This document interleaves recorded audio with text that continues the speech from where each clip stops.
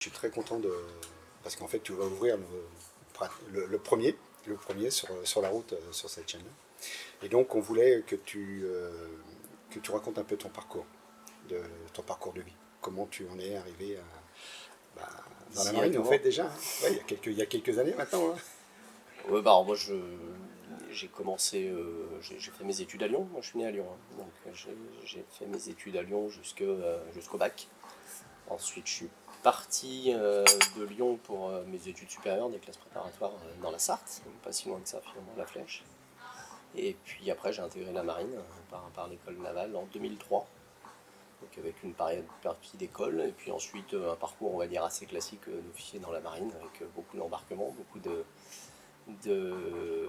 missions en mer, autant sur des petits bateaux que sur des gros bateaux, principalement dans les opérations ce qu'on appelle aéronavales, autour de tout ce qui est porte-avions, groupe aéronaval, opérations un peu donc de partout dans le monde. J'ai eu aussi la chance de commander 2 fois à la mer, c'est-à-dire d'être le commandant d'un tout petit bateau de 15 marins qui étaient là pour faire de l'instruction en Bretagne. Alors pourquoi la marine? Alors pourquoi la marine? Pourquoi la marine? Sans doute parce que je ne connaissais pas, j'étais jamais monté sur un bateau avant de m'engager dans la marine. Donc en fait, plutôt le challenge, la curiosité, mais c'est un peu ce qui m'a toujours animé dans mes choix, c'est-à-dire la curiosité et le challenge. Et je pense que la marine était bien adaptée pour ça. Mais j'allais vraiment dans l'inconnu, effectivement. Ah, c'est marrant. Et c'est aussi, je pense, le propre du tempérament de marin. C'est de jamais trop savoir ce qui va se passer,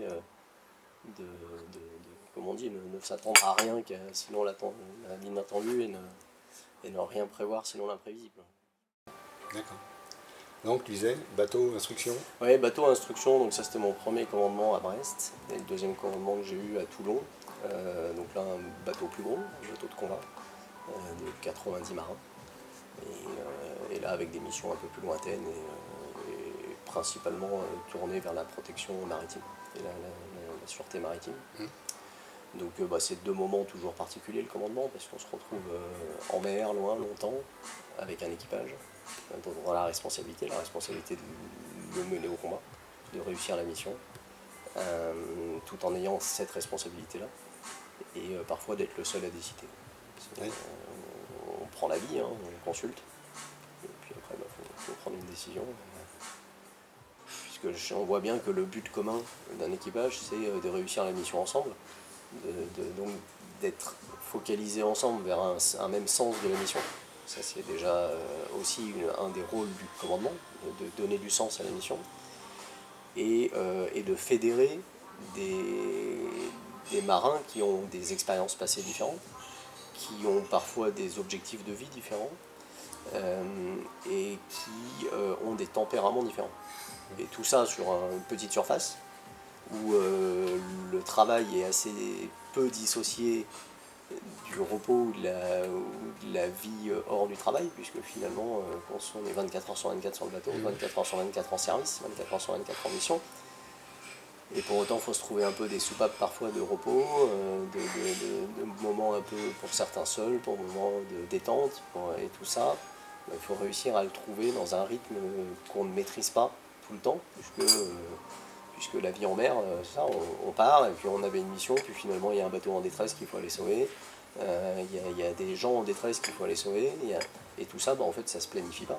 C'est de la réactivité, donc en fait, on peut passer effectivement d'une période d'entraînement, on va dire, calme en mer, à une opération qui se mène parce que d'un coup, il s'est passé quelque chose. Et c'est aussi ça, pour moi, le sens de l'engagement, c'est d'avoir des valeurs communes, et, et œuvrer pour une cause qui nous dépasse.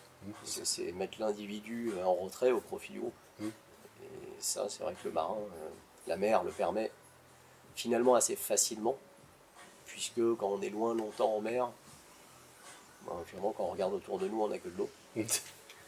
On comprend bien que effectivement l'individu va devoir un peu s'effacer au profit Profil du groupe. du groupe. Mais en fait, le marin se projette lui dans sa carrière, donc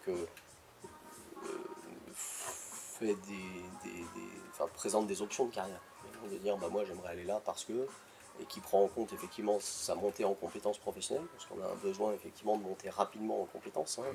Former un commandant de porte-avions, un commandant de sous-marin, lanceur d'engin, c'est 25 ans.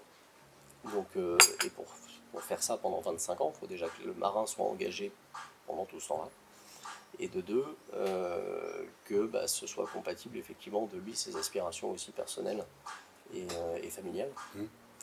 Et pour autant, il faut que la montée en compétence se fasse rapidement, puisqu'il y a des besoins de cocher entre guillemets des cases, ou du moins d'aller d'affectation en affectation pour aller jusqu'au bout. Donc en fait, il formule des options de carrière, et puis ensuite la direction du personnel fait en sorte de répondre à juguler entre les deux, c'est-à-dire les besoins du marin, les attendus du marin et le besoin de la marine, puisque forcément, c'est aussi ça qui prime dans les choix de carrière. C'est effectivement une alchimie entre les deux qui marche plutôt bien parce qu'il y a une vraie prise en compte des aspirations des marins pour pouvoir. Il vaut mieux avoir un marin heureux, épanoui dans son travail qu'un marin qui ne s'épanouit pas du tout.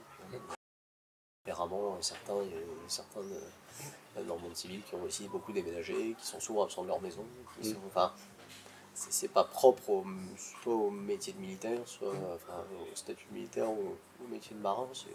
Je pense que c'est une manière plus globale. Il y a des tempéraments plus sédentaires, des tempéraments plus nomades. Moi, je suis sûr que le fait d'être nomade, c'est de la richesse parce qu'on découvre des cultures différentes. Donc, les moments qui ont pu me marquer, c'est ça, c'est les premières escales lointaines c'est le choc de culture.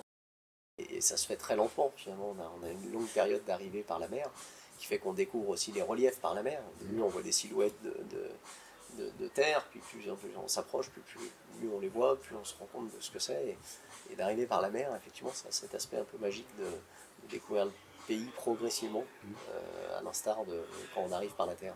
Et ça, c'est super. Et oui, après, le choc des cultures, quand on va en Malaisie, moi j'ai fait l'Inde, j'ai fait la Malaisie très jeune. C'est quand même des cultures différentes et on apprend énormément qui sont très riches dès le début.